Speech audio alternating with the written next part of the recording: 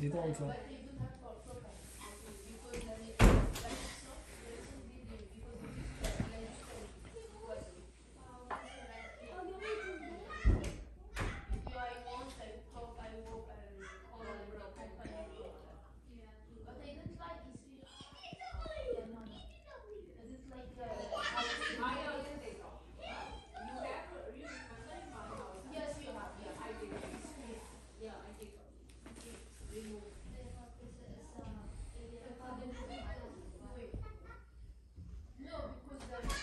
उधर जो है ना ये सारा ये मोरक्कन से ओके ओके ओके ओके हाँ ये इनका जनाब ब्यूटीफुल हाउस है।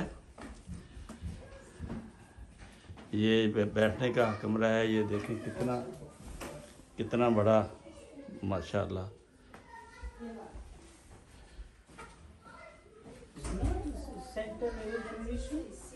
ये देखें जी बहुत प्यारा घर है इनका नया। और इसमें देखें ये बैठने की जगह है। ये भी आगे भी चल रही है। ये आपको इधर यहाँ एंट्री है और इधर भी बैठने की जगह है।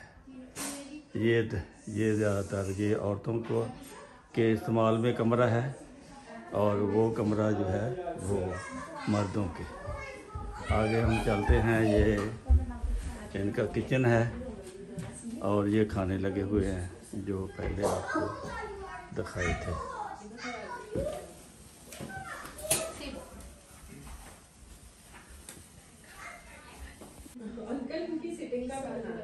हैं? ये आपको दिखा दें कि माशाल्लाह बहुत सारी ये खाने बने हुए हैं मराकश मेड।